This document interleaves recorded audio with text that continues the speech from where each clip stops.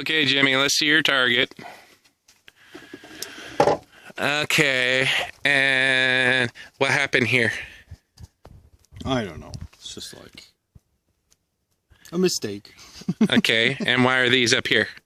Well, I was trying to shoot down the target, so Because it was hanging on a tree branch. because I was hanging on a tree branch, and I was trying to shoot it down. But you, But the group is freaking awesome. thank you.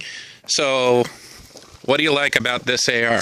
Show me. Everything. Show me. Everything. Show me. So, What are your favorite features? my favorite feature. I think my favorite feature on this gun is the trigger unit. Which is the Eltman Tactical competition match trigger. I really like that. I'm really into that customized pistol grip. That's the Blackhawk pistol grip. Really good. Feels really good in the hands. Then I really like that bipod front grip. Yep, and that's just a typical military style metal insert pop-out bipod, which I like when we're at the range or doing anything because I can just set it down and it's not laying in the dirt. And I really like the buttstock. That's the Veltor E-Mod stock, Okay, it really makes it's much more comfortable than just a standard. like on your cheek. Yeah. Yeah, the cheek weld. It really makes it really comfortable. The scope is really good in my opinion. I really like the mill dot style. Yeah, it's the NC Star. I don't remember the exact model of it. It's an inexpensive scope. The problem I had with it, you can see there's a little screw on the side, the shiny screw. It's because the thread's stripped out of it, and so I had to rethread it and put bigger threaded screw in there. So in that fact, it kind of sucked, but that is a quick release little scope. It goes 3 to 9 power, and for my eyesight, because I got macular degeneration in my right eye, it's necessary for me to have some sort of optics. Okay.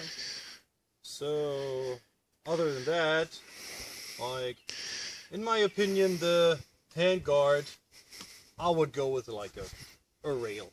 Yeah, I would love to have a rail, but that's what I had at the time that I was building the gun and it was given to me. So I was like, well, that's that much less money I have to spend. It's just an MOE Magpul forend, and you know, that's fine. What about the accuracy on it? What do you think? Accuracy is amazing. So that's a combination of your trigger and the barrel. And that barrel is a FN competition match heavy barrel with a custom compensator on it, match compensator. And what do you think about the weight of it? Because you fired it the other day, holding it standing up. It's pretty heavy, right? Oh yeah. Especially on the front. Yeah. Especially on the front, so that makes actually the front grip real nice. So. It's not something you want to run and gun with, but exactly. I wouldn't use it for close combat, but for range targets, it's pretty amazing. And this is coming from a German soldier who has fired how many different types of firearms in Germany that you got to shoot? Rifles? Well, you got to shoot all kinds of different weapons, right? Oh, yeah. Well, I haven't shot that many rifles yet. Well, in the German military service, I had my G3, my G36, the MG3, like was like, and at the shooting club, I had a Savage, which kind of like an Remington M700. Okay. And other than that, not really. A lot of pistols, but you got to shoot other like destructive devices, right? Oh yes. What kind of destructive devices did you get to shoot? Yeah. Well, I was using the grenade launcher. I was using the rocket launcher 3. And I got to throw some hand grenades, and yeah. And I think the most destructive weapon I used is actually the MG3. That thing is just awesome. Yeah, I actually really want the,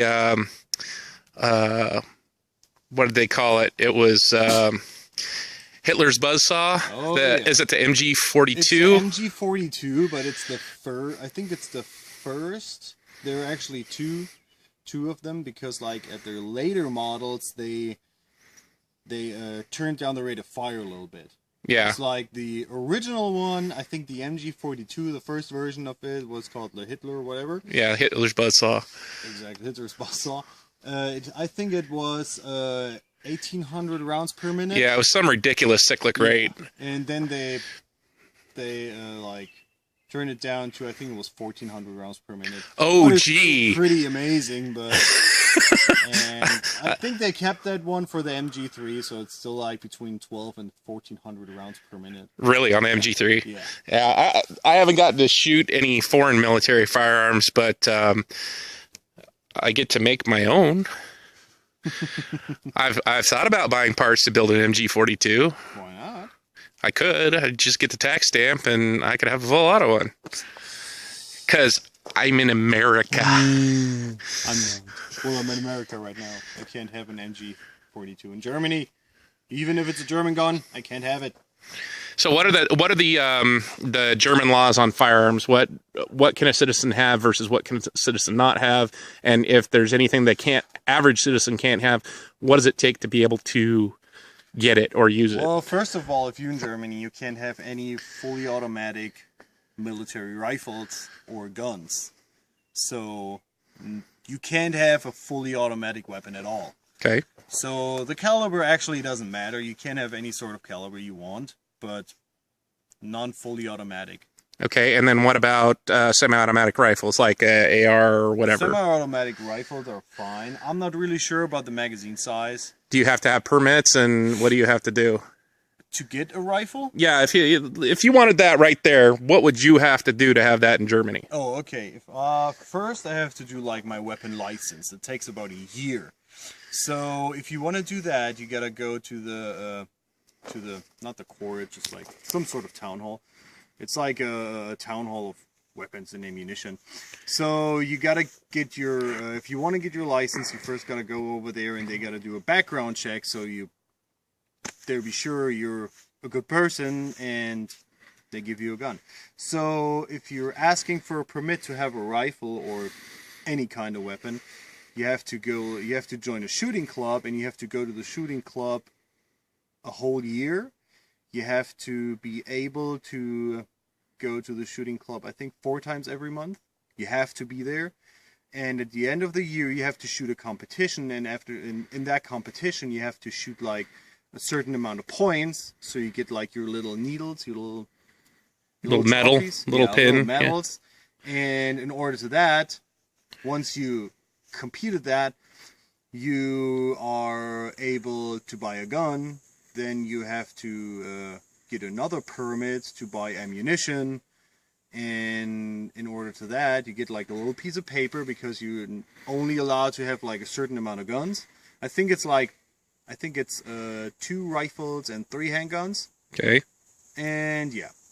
Now, can you keep them at your home, or do you have to keep them at the range? Or no, you can once you have all the permits and once you're allowed to shoot them and allowed to have them, you can keep it in your home. But you have to have a safe, and you have to keep the weapons separate from the ammunition and separate from the magazines.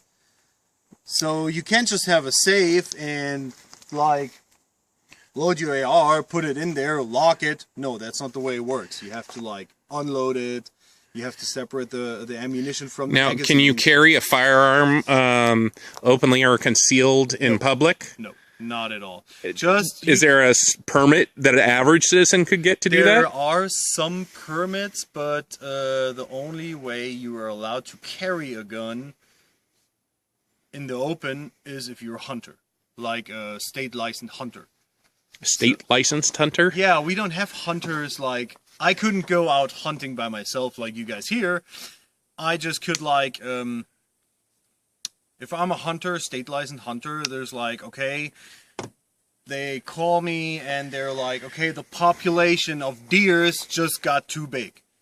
Go and shoot 30 deers. Okay. So and that's my job. I go out, sit in the woods, waiting for deers, shoot them down, take them to the butcher or whoever wants it. And so if you want to do a private hunting season, you have to own the property you're hunting on. So, and this is actually pretty expensive because there are not many, way I know, it's not there that many of hunting properties in Germany, and there are some, but they're so freaking expensive. They're like 60, 70,000 euros a year just to have that property rented. It's not your own, you're just renting it every year to be able to go out there and hunt. So most of the Germans can't afford that, so most of the private hunters you meet in the woods, they're probably some rich Dutch persons or rich Switzerland persons who have the money. What you're saying is it would be cheaper to fly to Africa, get all the permitting in Africa, and go hunt Yes. specialty game down there than it would be to go hunt a deer in your own backyard. Yes. Exactly. That's freaking nuts. I know, but that's the way it is. Wow. That's the way it is. But So- that's the comparison to the United States being able to go hunting, although, you know, they have permit regulations and stuff where you have to draw a tag, you have to go to a certain time of year and that kind of stuff. It's which I don't believe in all that in the sense of I don't think it should be regulated, although hunters should take animals in the right time of year. I don't think that they should have to go through all the government process to be able to do that. But hell, in Germany, you can't even do it at all. So that's Nope. just crazy. So if you own a gun like this, the only thing you can do is go to the range and shoot at targets. So that's why most of the people don't go to shooting clubs anymore or join the shooting clubs anymore, because there's no point of having a gun. Because the only thing you can do with it is Now, what happens if you have a firearm in your house? Okay, you got a pistol or a rifle, either one, doesn't matter. And a Syrian refugee comes into your home. Can you shoot him? no. What would happen if you did? First of all, you wouldn't be able to load your gun as fast. So because you have to open. Okay, you know the Syrians are coming, right? Okay. You know they're coming down the road. They're a quarter mile away, and somebody said, "Hey, Jimmy, there's a freaking horde of Syrian refugees coming to rape your wife and whatever." Okay, so you got the time to get your shit loaded. Okay. You get your shit loaded, and they break into your house. Okay. If that's happened, I probably gotta go to jail How long?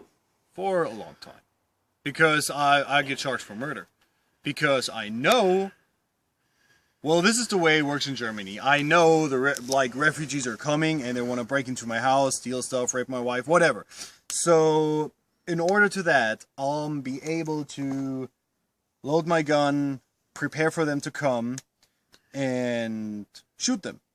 If that happens, I'll be charged with murder, because the court says, "Hey, you knew they were coming. There were probably other things you could do to protect yourself than shooting a gun." Because you are preparing to murder somebody. So there's no defense rights for your personal property or your family? It always depends who's attacking you. Like, if they're coming up with freaking AK-47s, I can protect myself with a gun. There's no question about it. Like, but if they're just come barehanded, there's no way I can use a gun. What if there's 20 of them coming in the house? That doesn't matter. That doesn't matter.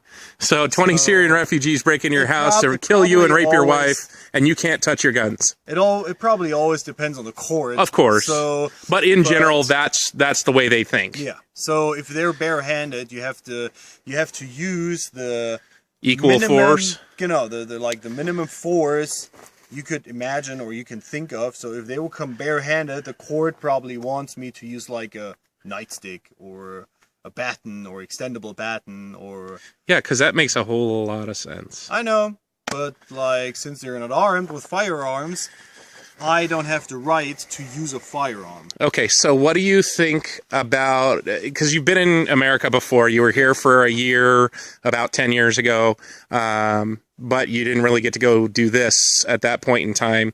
What do you think... what's your opinion... visiting America, being able to shoot guns, being able to do the things, and you've known me for a very long time. Mm-hmm. What's your opinion of the value of living in Germany versus the value of living in America? Is it, are you there only because it would cost you too much to come here, or would it cost? What is it because you enjoy being there? Is it worth not having the same amount of rights? I mean, I'm not telling you have to live in America by any means. I'm just saying, you know, if we had to compare the two for you, what's your kind of comparison? Well, both countries got a pro and contra. So like, when I think of Germany and America, it's like, what I really have to say about America, your insurance system just sucks. So I talked to a friend the other day, and he's been telling me about like the insurance situations and what is he able to do when he gets sick, and he tells me about weird stuff like yeah, when I go to the hospital or I go to the doctor, it has to be over $1,000. Otherwise, I have to pay it myself. Everything what's below $1,000, he has to pay it by itself. Right. So, in my opinion, that's just freaking stupid. I mean, if I'm insured by an insurance company, I want them to cover everything. Right. Or almost. So in Germany, how does your health care personally work? I go to the doctor, I show them my card, and that's okay. So I don't have to pay the doctor. I don't have to like, I don't have to think about, okay, that maybe just cost that and that amount of money. Maybe I have to pay it myself. No, just fuck it. You just go to the doctor, you show them your card, and then you're good. Okay. You get your prescription for the medication. You go to the pharmacy, you show them the prescription, and they give you the medication for a fee of $5. Okay. Any medication you want. It doesn't matter what it is. It costs you $5 because the rest, except for the $5, is covered by the insurance. Okay. So even like 20 years ago, it actually was for free at all. Like all the pharmacy, all the drugs were for free. But just the insurance company changed that. So well, $5, not a big deal for for medicine that could cost you $1,000. Exactly. Or like the sick days policy, that you go to work for somebody and they tell you, hey, you have 6 a year. So what do you do if you break your leg and you're not be able to work in the woods or wherever you work for 6 to 8 weeks? What do you do? Well, here you would have to go on unemployment and temporary disability. Well, yeah, but like in Germany, when you get sick, you're sick. So you stay home, you get fully paid, as long as you need to recover. Based on a doctor's saying this is how long he needs to be out? Yeah. Okay. So you go to the doctor and he says, okay, you broke your leg, so it'll be 8 weeks for you to heal again. Okay, you get a little piece of paper, you bring that to your company. And does anybody abuse that in Germany? I mean, would it be considered a common problem for people abusing that option? Because like the sick days for the company all just covers 8 weeks. Okay. So after that, you're gonna get paid by the insurance. Okay. So the insurance gonna pay you. But it always depends on the situation. But the insurance just covers so much. I believe it's 70% of your actual payments. Right.